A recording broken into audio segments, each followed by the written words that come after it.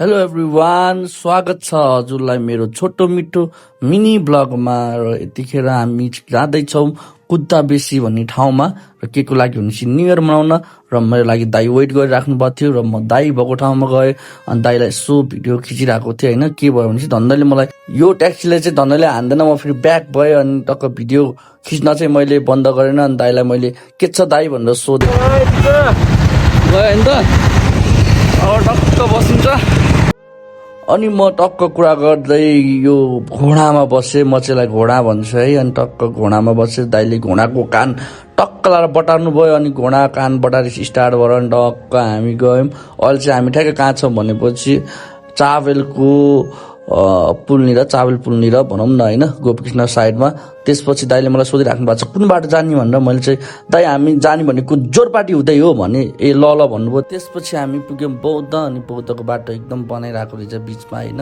अनि हामीले दाइलाई चाहिँ कस्तो बाटो बनाइरहेको रहेछ भन्यौँ। अनि नेपालको बाटो यस्तै हो भन्दै हामी त्यसपछि अगाडि बढ्दै गयौँ। अनि कुरा गर्दै गयौँ। जामसाम पनि त्यस्तै थियो, मौसम पनि चिसो चिसो एकदम दामी कुल थियो। अनि त्यसपछि हामी बौद्धको गेट पुग्यौँ। बौद्धको गेट हेर्न सक्नुहुन्छ होइन। स्तुपा चाहिँ खिच्न पाएन, बौद्धको गेट चाहिँ खिचेँ मैले। अनि मेरो ब्याट्री पनि अफ भइसकेको थियो। त्यसपछि मैले दाइको फोन मागेर दाइको फोनबाट एकदम भिडियो बनाइरहेको। अनि म चाहिँ टक्क झिल्कै चस्मा आइज भन्दै देखाइरहेको छु तपाईँहरूलाई। अनि त्यसपछि हामी जोरपाटी कटेर अगाडि आयौँ। अगाडि आएपछि हामी पुग्यौँ थली भन्ने ठाउँमा। अनि थलीबाट हामी अगाडि गयौँ होइन।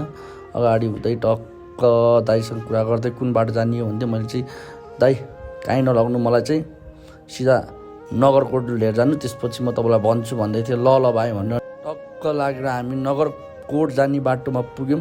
त्यसपछि हामी जाँदैछौँ, त्यस अगाडि बढिरहेको छौँ। दाइले चाहिँ भिडियो खिचाइ राम्रो राम्रो टक्क सिनहरू भन्दै हुन्थ्यो। मैले हुन्छ दाइ त्यसको टेन्सन नलिनु न, भाइ छँदैछ भनिरहेको थिएँ। अनि त्यसपछि हामी टक्क नगरकोटमा पुगेर पेट्रोल पनि सकियो। दाइले पेट्रोल हाल्नुपर्छ है भाइ भने। मैले ठिक छ दाइ हालौँ, 2 लिटर जति हाल्नुपर्छ मलाई त्यस्तो लाग्यो भनिराख्नु भएको थियो। मैले हुन्छ दाइ हालौँ, आउँदाखेरि नि हाल्नुलाई के छ र भने। दाइले ल ल भन्नु र 2 लिटर तेल हालेर त्यसपछि हामी अगाडि बढ्यौँ।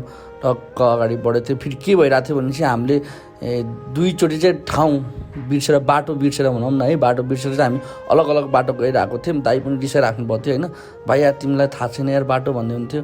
मैले भने दाइ मलाई थाहा थियो तर म कन्फ्युज भएँ, किनकि म एकचोटि मात्रै त्यो रिसोर्ट गएको छु भनेर दाइलाई फकाएँ। दाइले पनि ल ल ठिक छ केही छैन, नेभर माइन्ड, कभी कभी होता है भन्नुभयो। मैले ठिक छ दाइ। हामी गयौँ, सिधै गयौँ। त्यसपछि हामी अगाडि बढ्दै गयौँ। त्यसपछि हामी पुग्यौँ खस्रे भन्ने ठाउँमा। अनि त्यहाँ चाहिँ चिया पसल देख्यौँ। चिया खाने भन्नुभयो। मैले पनि खाने नि दाइ, किन नखाने भन्यो। हो दाइको कपाल हेर्न फेरि ह्याम भयो, त्यही हो ह्यान्डसम मान्छे कि फेरि कपाल पनि दामी हुन्छ कि फेरि। अन्त दाइले हेर ल भ्यू खिच भनिराख्नु भएको थियो। अनि दाइले एउटा कुरा भन्नुभयो, टिकटकमा यस्तो जुम गर्नेवाला चलिरहेको थियो नि भन्नुभयो। मैले ओ दाइ भने। त्यसपछि म कुकुरसँग खेल्न थालेँ। अनि मैले दाइलाई एउटा क्वेसन गरेँ, के भन्नुभयो थाहा सुन्नु है। तेरोमा को राम्रो छ? अभियसली काले राम्रो छ नि। काले तिमी कलुवा हो। त्यतिकैमा चिया आयो। चिया पनि हामीले लिएर टक्क चेस गर्दैन टक्क दाइले के सुर्गो हान्नुभयो। दाइ फेरि एकदम बवाल देखिराख्नु भएको थियो। कपाल पनि उडिरहेको थियो, चिसो चिसो हावा चलिरहेको थियो। हामी पुग्यौँ रिसोर्टमा म तपाईँलाई देखाइरहेको छु रुम। यो चाहिँ हामी बस्ने रुम हो। अनि भाइले पनि दाइ राम्रो छ नि, आउँदै गर्नुपर्छ भनिरहेको थियो। मैले ठिक छ भाइ भने। अनि दाइले पनि छोडिदियो यार, भिडियो नबनाऊ, अब त सकियो, अब रमाइलो गर्नुपर्छ भने चाहिँ मैले दाइ यार युट्युबमा हालेपछि त सबैलाई देखाउनु पऱ्यो नि भने मैले नि टोइलेट देखाइरहेको छु, टक्क तातो चिसो पानी आउने ठाउँ भनेर देखाइरहेको छु। सबै देखिहाल्नुभयो। अब हामी चाहिँ रमाइलो गर्नतिर लाग्यौँ। सो भिडियो मन पऱ्यो भने चाहिँ लाइक कमेन्ट सेयर गरिदिनु होला। Thank you for watching. केही समय रमाइलो हेर्नु है त। डबल सर्ट हो।